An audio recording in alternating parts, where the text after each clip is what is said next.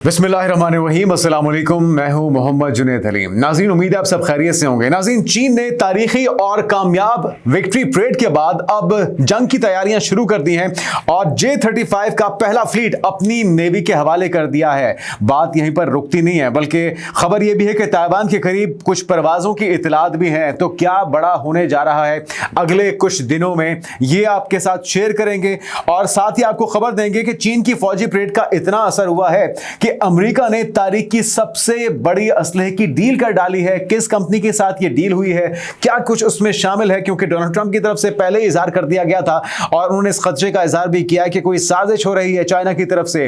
साथ में पुतिन की तरफ से भी, रशिया की तरफ से भी रिस्पॉन्स सामने आया। उन्होंने तो इसको मजाक में उड़ा दिया कि ये सेंस ऑफ ह्यूमर है डोनाल्ड ट्रंप का, जिससे वो हमेशा इसका इजहार करते हैं। लेकिन अमेरिका जो है वो काफी सीरियस ले रहा है चाइना के इस अस्करी कुव्वत के मुजाहरे को। पूरी दुनिया शशदर तो है ही, जिस तरह की जबरदस्त परेड और उसमें तरह तरह के वेपन्स का इजहार किया गया है, नुमाइश की गई है। तो इस वक्त खास तौर पे कुछ बड़ी चेंजिंग्स आने वाले दिनों में मुतवक्के हैं। साथ ही भारत के लिए एक और बुरी खबर है, वो ये कि वो भारतीय मीडिया, वो गोदी मीडिया जो कि ये खबरें उड़ा रहा था कि सी पैक नाकाम हो चुका, सी पैक के तहत बनने वाला जो रेल मंसूबा है वो खटाई में पड़ गया है। वजीर आजम शहबाज शरीफ आज पाकिस्तान पहुंच तो गए हैं अपने कामयाब दौरे के बाद, जो कि 6 रोज का चाइना का दौरा था, जिसमें SCO समिट के अंदर उन्होंने शिरकत की, पाकिस्तान की भरपूर नुमाइंदगी की, बहुत सी अहम मुलाकातें हुई हैं दुनिया के बड़े ममालिक के अहम सरबराहान के साथ, जिसमें रशिया है, जिसमें ईरान है, जिसमें चाइना है, जिसमें टर्की है, जिसमें दीगर ममालिक भी थे। और साथ में विक्ट्री परेड में जिस तरह से फ्रंट फुट पे उन्होंने लीड किया है पाकिस्तान की नुमाइंदगी की, तो वो सारी चीज़ें जो है पूरी दुनिया ने देखी भी हैं, उसे रिपोर्ट भी किया है। लेकिन आने से पहले उन्होंने अपने चाइनीज़ हम मनसब के साथ सी पैक का 2.0 जो वर्जन है, जो मंसूबा है, उसको पाया तकमील तक पहुंचाने के लिए यकीन दहानियां भी हो चुकी हैं और उस पर काम का आगाज आते ही उन्होंने डायरेक्शंस भी जारी कर दी हैं। तो उम्मीद ये की जा रही है कि अब यह मंसूबा बुलेट ट्रेन की तेजी से आगे बढ़ाया जाएगा और इसे जल्द से जल्द पाए तकमील तक पहुंचाया जाएगा। साथ ही नाज़रीन, खबर है कि एक और फॉल्स फ्लैग ऑपरेशन करने की तैयारियां भाजपा सरकार की तरफ से की जा रही हैं। कुछ र्यूमर्स उड़ाई जा रही हैं, कुछ खबरें उड़ाई जा रही हैं, कुछ दहशतगर्द तंजीमों के साथ उन्हें जोड़ा जा रहा है। कहा जा रहा है कि जी बिहार में कुछ और स्टेट्स के अंदर पाकिस्तानी नोट मिले हैं, 100 रुपए का नोट, 10 रुपए का नोट मिला है। ये क्या खबर है और क्या ड्रामा करने की कोशिश की जा रही है? और सिर्फ राजस्थान या बिहार नहीं, बल्कि अब यह खबर आ रही है कि मुंबई को बहुत बड़े अलर्ट का और थ्रेट का सामना है।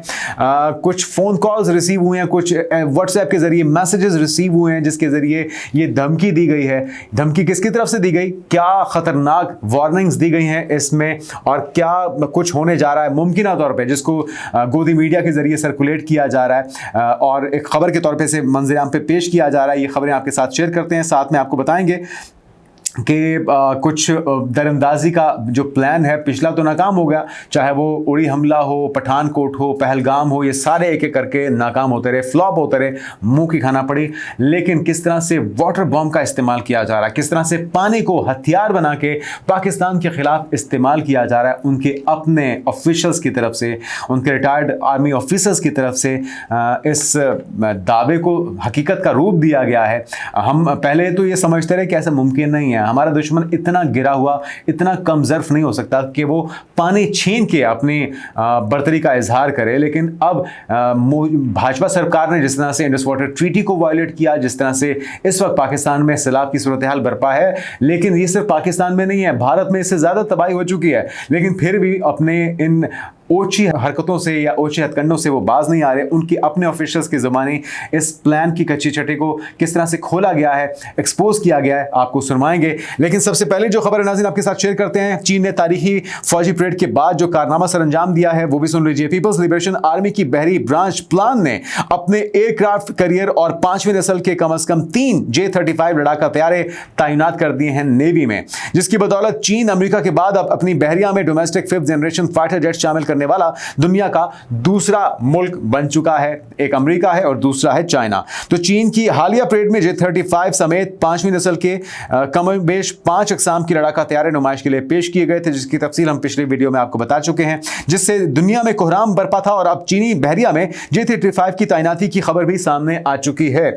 और दूसरी जानिब ताइवान की वजारत दिफा ने दावा किया है कि मुल्क के दिफाई जोन के करीब चीन के 9 नेवी वेसल्स और 17 फाइटर तैयारे देखे गए हैं, जबकि इनमें से से कमोबेश 9 इसकी हुदूद में दाखिल भी हो चुके हैं। तो ताइवान के लिए इस वक्त खतरे की घंटी बज चुकी है। वो ताइवान जिसको अमेरिकी आशीर्वाद हासिल है, और इसी तरह से जिस तरह से यूक्रेन को उकसाया गया, रशिया के खिलाफ खड़ा किया गया और इतने बड़े पैमाने पर वहां पर तबाही हुई है, तो ताइवान को भी होश के नाखून लेने चाहिए, किसी और के हाथ में नहीं खेलना चाहिए। चाइना आपका पड़ोसी है और आपको अपने ताल्लुकात उससे उस्तवार करने चाहिए, ना कि आप अपना नुकसान कर बैठें, क्योंकि चाइना का मुकाबला करना यकीनी तौर पे चाहे आपके साथ पूरी नेटो फोर्सेस खड़ी हों मुमकिन नहीं होगा। आपको अपने पड़ोस के अंदर अपने ताल्लुकात को बहाल करने होंगे। स्टेल्थ फाइटर जो है J-35 इसके बारे में पहले भी कई बार हम आपको बता चुके हैं। मुख्तसरन आपको जाते जाते बजाते हैं। इसकी जो स्टेल्थ टेक्नोलॉजी है, जिससे रडार से बचने के लिए इसे जदीद शक्ल दी गई है। इसके अलावा डुअल इंजन का हामिल होता है। ये ज़्यादा ताकत और बेहतर रेंज के लिए 2 इंजन इसमें इस्तेमाल किए जाते हैं।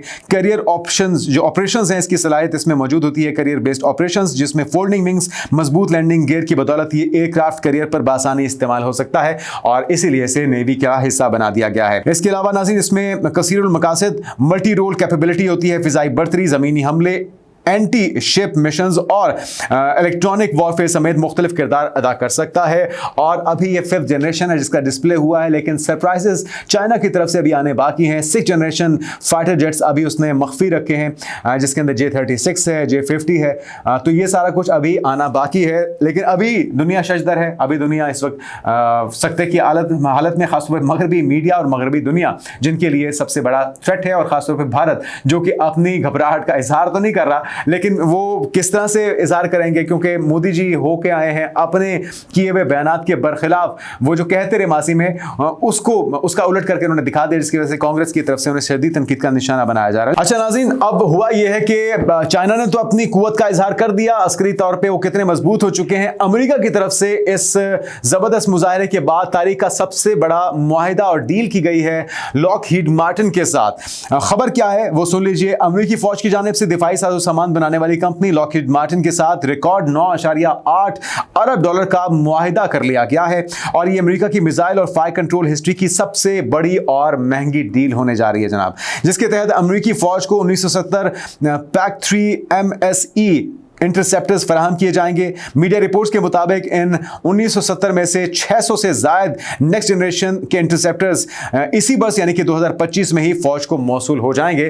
तो अमेरिका अपना होमवर्क कंप्लीट करना चाहता है, गो कि अभी तक ऐसी कोई सिचुएशन तो नहीं है, लेकिन बहरहाल चाइना को देखते हुए अब मजबूरी बन चुकी है कि अमेरिका भी अपने सुपर पावर का जो टाइटल है उसको मेंटेन रखने के लिए अपनी अस्करी कुव्वत को मजीद मौसर करे। अगली खबर की तरफ आते हैं नाज़रीन। CPAC को लेकर बड़ी पेशरफ्त है। वो भारत जिसके लिए बड़ी नाकामी है और मायूसी है, क्योंकि वो ये खबरें सर्कुलेट कर रहे थे कि CPAC ठप हो गया, CPAC का काम बंद हो गया। दहशतगर्दी वो करवाते रहते हैं मुख्तलिफ हीले बहानों के साथ, पाकिस्तान में दरअंदाजी के जरिए दहशतगर्दी के वाक़यात करवाते हैं और ये कोशिश करते हैं कि लॉ एंड ऑर्डर की सूरत हाल खराब हो, ताकि CPAC और दीगर अहम जो मंसूबे हैं ना तो वो पाए तकमील तक पहुंचे, ना इन्वेस्टर्स को आने दिया जाए। तो वज़ीर आज़म शहबाज शरीफ ने नाज़रीन बीजिंग में अपने चीनी हममंसब ली चियांग से मुलाकात की, जिसमें CPAC फेज 2 और 5 नए कॉरिडोर्स कायम करने के साथ साथ गवादर बंदरगाह जल्द अज जल्द फाल करने का फैसला भी कर लिया गया है। तो तमाम पाकिस्तानियों को इस जबरदस्त पेशरफ्त पर बहुत बहुत मुबारक हो। साथ में पाकिस्तान और चीन के दरमियान साइंस और टेक्नोलॉजी, IT, मीडिया और ज़राअत समेत मुतादिद शोबों में ताउन बढ़ाने के हवाले से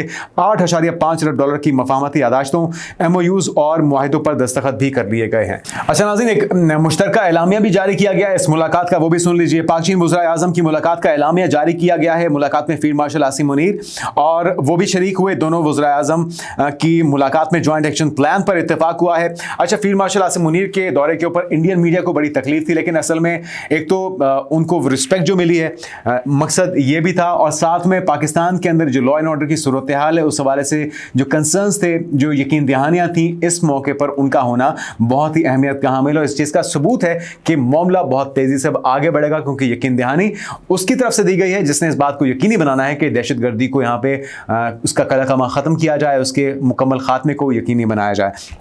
तो साथ ही नाज़रीन, दोनों मुमालिक मिलकर पाकिस्तान में चीनी एहलकारों, मंसूबों और इदारों की हिफाजत को यकीनी बनाएंगे। तो नाज़रीन, उम्मीद की जाती है कि वो सारे दावे जो गोदी मीडिया की तरफ से किए जा रहे थे वो अब नाकामी का मुंह देखेंगे और बहुत ही मायूसी होगी भाजपा सरकार को, क्योंकि उनकी कोशिश एक बार फिर से नाकाम हो गई। लेकिन ये जो फॉल्स फ्लैग ऑपरेशन और मिस एडवेंचर की कोशिशें हैं वो भारत के अंदर जारी रखे हुए हैं, अपने लोगों को खौफ का शिकार कर रहे हैं। अब खबर जो है वो ये है कि भारत में एक बार फिर से फॉल्स फ्लैग ऑपरेशन के लिए पाकिस्तान के खिलाफ खिलाफ नफरत को पैदा करने के लिए और अपने इलेक्शन जो बिहार में हो रहे हैं मुख्तलिफ स्टेट्स के अंदर कामयाबी हासिल करने के लिए पाकिस्तान के खिलाफ नफरत का इजहार किया जा रहा है और झूठ मूठ में मबनी खबरें इस वक्त सर्कुलेट की जा रही हैं। खबर क्या है वो भी सुन लीजिए। मुंबई में हाई अलर्ट जारी किया गया जनाब, जब एक धमकी आमेज कॉल में दावा किया गया कि 34 इंसानी बॉम्ब जिनके पास 400 किलो RDX है 34 गाड़ियों में शहर भर में नस्ब किए गए हैं ताकि धमाके किए जा सकें। पुलिस ने जुमे को बताया कि यह धमकी आमेज call traffic police helpline number पर की गई है और साथ ही साथ मामला यहां पर रुकता नहीं है। यह बताया गया कि जी 34 इंसानी बॉम्ब है, 400 किलो RDX है। भारत का मुंबई जो है वो कहा जा रहा है कि मुंबई में इस वक्त हाई अलर्ट जारी कर दिया गया है। अच्छा, खबर दूसरी जो है वो नाज़रीन पाकिस्तानी नोट मिलने की है। वो क्या खबर है वो भी सुन लीजिए। कूच बिहार और मगरबी बंगाल में बताया गया है कि जी पंचायत की सड़कों पर पाकिस्तानी करेंसी नोट मिले हैं और एक दुकानदार है नाज़रीन और जिसका नाम बताया जाता है कि परफला राय, जिसने मंगल की रात रानी हॉट मार्केट के करीब 2 पाकिस्तानी नोट दरियाफ्त किए जिनकी मालियत 100 रुपए और 10 रुपए बताई गई है। उन्होंने state bank of Pakistan Urdu तहरीर देखी तो हैरान रह गया और पुलिस को इतला दी है और साथ में कहा यह जा रहा है कि यह वाकया ऐसे वक्त में पेश आया जब NIA ने इंकशाफ किया कि दहशतगर्द तंजीम दी रेजिडेंट्स फ्रंट जो लश्कर तैयबा का एक गिरोह है ने पहलगाम हमले से कबल हवाले के जरिए पाकिस्तान और मलेशिया से रकूम वसूल की थी। मकामी लोगों ने सरहदी सलामती के लिए फौरी इकदाम पर जोर दिया है। तो अब यह माहौल बनाया जा रहा है, खबरें सर्कुलेट की जा रही हैं, कोई और मिस एडवेंचर, कोई और फॉल्स फ्लैग ऑपरेशन हो सकता है। हम आपको पहले चौकन्ना कर रहे हैं क्योंकि अक्टूबर नवंबर से पहले कोई शरारत हो सकती है भाजपा सरकार की तरफ से पिछली शर्मिंदगियों और नाकामियों को धोने के लिए, अपने फोर्सेस के ऊपर, उनकी वर्दी के ऊपर जो दाग लगा है उसे धोने के लिए और अपने सर्वाइवल के लिए, क्योंकि इस वक्त भारत तन्हाई का शिकार हो चुका है। कोई उनकी सुन नहीं रहा, कोई उनकी बात नहीं मान रहा, कोई उनके साथ बैठ नहीं रहा। अमेरिका की तरफ से आए रोज, डोनाल्ड ट्रंप की तरफ आए रोज जो उनके जन्नाटेदार थप्पड़ रसीद किए जाते हैं। तो अपनी शर्मिंदगी का दाग और उस दाग को मिटाने के लिए ये कोशिशें की जा रही हैं। हकीकत क्या है वो भी सुन लीजिए। भारत ने बलूचिस्तान में मुदाखलत की और टारगेट किलिंग मुहिम चलाई है। अमेरिका की तरजीह अब पाकिस्तान है। मारूफ आलमी जरीदा जो है वो ये रिपोर्ट कर रहा है। ये है ग्राउंड रियलिटी जिसे पूरी दुनिया रिपोर्ट करने पे मजबूर है। पाकिस्तान की नाज़रीन खबर रिपोर्ट हो रही है कि पाकिस्तान की मुतवाज़िन खारजा पॉलिसी यानी कि मौसर जो फॉरेन पॉलिसी है और मिलिट्री डिप्लोमेसी आलमी उफक पर कामयाबियों की नवीद बन गई है। आलमी मंजरनामे में पाकिस्तान की बढ़ती हुई अहमियत पर बैनुल-अक़वामी जरीदे द डिप्लोमेट की रिपोर्ट मंजर आम पर आ गई है। तो ये दावा हमारे किसी जरीदे का नहीं है बल्कि डिप्लोमेट की तरफ से कहा जा रहा है। डिप्लोमेट कहता है कि जी अमेरिकी तरजीहात में तब्दीली आई है और इसका झुकाव भारत की बजाय पाकिस्तान की जानिब वाज़ेह है। पाकिस्तान अमेरिका के लिए जनूबी एशिया और मशरकी वस्ता में अहम किरदार का हामिल है। हालिया पाक भारत तनाज़े ने अस्करी जो ताकत है भारत की उसके हवाले से अमेरिका के अंदाजे अक्सर बदल दिए हैं, जिसकी वजह से अब ये अमेरिका भी मजबूर हो चुका है कि भाई ये किसी काम की नहीं है, ना इनमें कोई दमखम है ना कोई सलाहियत है, बल्कि ये ना कटवाते हैं तो इनसे तो जान छुड़ाई जाए। और इसी वजह से पाकिस्तान की तरफ उनका झुकाव देखा जा रहा है। आखिर में जाते जाते जो जहर उगला जा रहा है, जो पाकिस्तानी 25 करोड़ अवाम के खिलाफ ये एक बॉम्ब के तौर पे इस्तेमाल कर रहे हैं, पानी को हथियार के तौर पे इस्तेमाल कर रहे हैं, उनके अपने लोग क्या कह रहे हैं, किस तरह से एक्सपोज कर रहे हैं, क्या दावा कर रहे हैं, सुनिए। X amount of water Pakistan है, डैम भी है, नाले नदियां कसियां सूए आखिर तक है। ਹੁਣ ਅਸੀਂ ਕੀ ਕਰ ਸਕਦੇ ਹਾਂ, ਅਸੀਂ ਪਾਣੀ ਨੂੰ ਰੋਕਾਂਗੇ ਜਿੰਨਾ ਸਾਡੇ ਕੋਲ ਹੋਲਡਿੰਗ ਕੈਪੈਸਿਟੀ ਹੈ ਡੈਮਸ ਦੇ ਵਿੱਚ, ਐਂਡ ਇੱਕ ਦਿਨ ਰਾਤ ਨੂੰ ਅਚਾਨਕ ਅਸੀਂ ਛੱਡ ਦਾਂਗੇ।